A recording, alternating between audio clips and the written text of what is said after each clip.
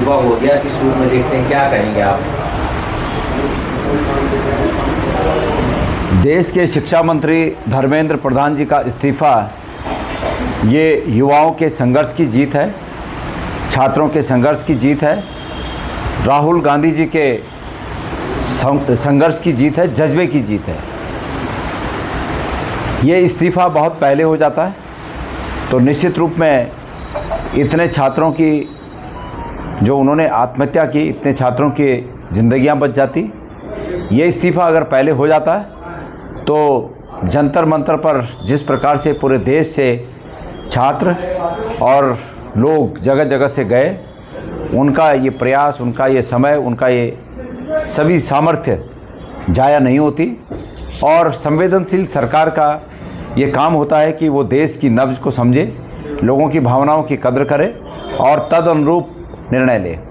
अतीत में ऐसे तमाम उदाहरण हैं कि मंत्रियों पर आरोप लगे और उस समय के प्रधानमंत्रियों ने सीधे तौर पर उस संबंधित मंत्री का इस्तीफा लिया। तमाम उदाहरण हैं। ये पहला मौका है कि जब एक मंत्री की इस प्रकार के गलती पर, माफियाओं से साठगांठ की बातें सामने आने पर, नकल माफिया के साथ संबंध होने की बात आरोप लगने पर, उसके बावजूद प्रधानमंत्री ने इस्तीफा लेना उचित नहीं समझा था। तानाशाही के बल पर चाहते थे कि हम संघर्ष को रौंद देंगे, लेकिन आज ये इस भावना की जीत हुई है, छात्रों की एकता की जीत हुई है, उनके संघर्ष की जीत हुई और राहुल गांधी जी के संघर्ष की जीत हुई है। जिस प्रकार से देश में पेपर लीक का कारोबार फल फूल रहा है, उससे कई गुना अधिक उत्तराखंड में ये नकल का कारोबार फल फूल रहा है। सहकारिता विभाग में नोएडा में जब स्कूटर निकालने की परमिशन नहीं थी, तब 1100 पदों के भरे जाने का, उसकी परीक्षा आयोजित करने का सीधा ये भी एक जांच का विषय है। और आज तकनीकी विश्वविद्यालय का, जबकि देश में ये माहौल है, और 3 तारीख जुलाई को 2 पेपर तकनीकी विश्वविद्यालय के पेपर लीक हुए और ऐसे में उसको दबाने की कोशिश की गई और जब नहीं दब पाया तब एफआईआर दर्ज हुई। इसके लिए भी मैं चाहता हूं कि इस प्रदेश के तकनीकी शिक्षा मंत्री का इस्तीफा आना चाहिए और धामी जी को समय रहते हुए उनसे इस्तीफा ले लेना चाहिए। सरकार की ये बात कि नकल विरोधी कानून हमने बहुत सख्त बनाया है, ये हास्यास्पद लगती है। एक तरफ सरकार ये कहती है कि हमने नकल विरोधी कानून बनाया है और दूसरा तकनीकी विश्वविद्यालय का ये जो पेपर लीक हुआ, ये उन धाराओं में ये अपराध पंजीकृत नहीं हुआ। तो सरकार ये बताए कि तकनीकी विश्वविद्यालय का जो पेपर लीक हुआ, ये उन धाराओं में क्यों पंजीकृत नहीं किया गया।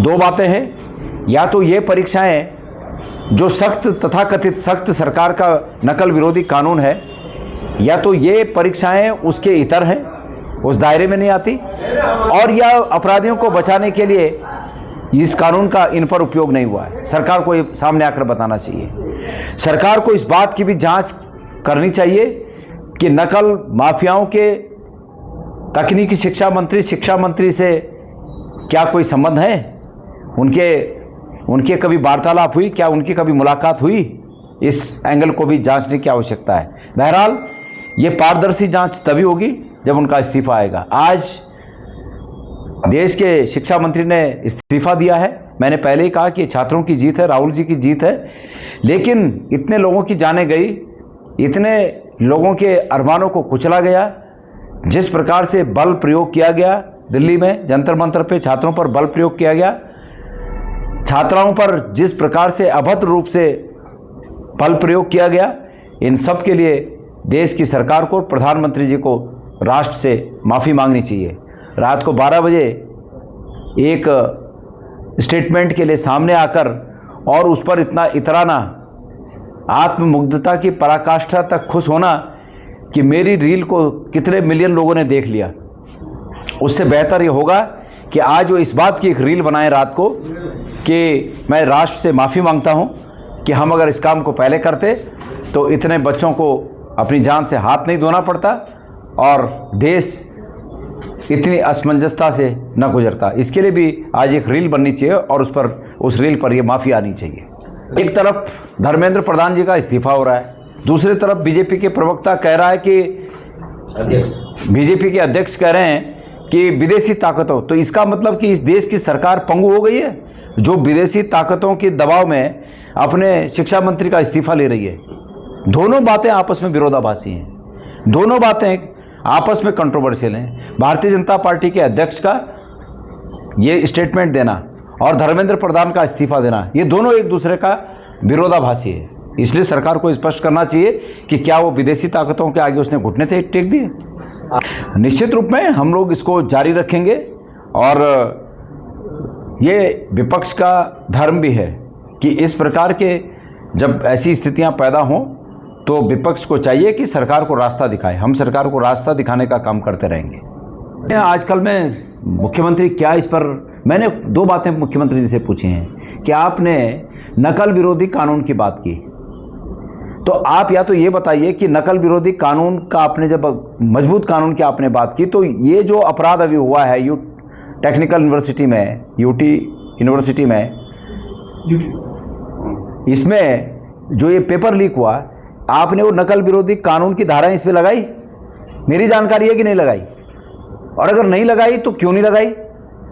2 बातें हो सकती हैं। एक बात, ये परीक्षाएं उस कानून के अंतर्गत आच्छादित नहीं है, अगर नहीं है तो क्यों नहीं है, और दूसरा अगर है तो क्यों नहीं लगाई?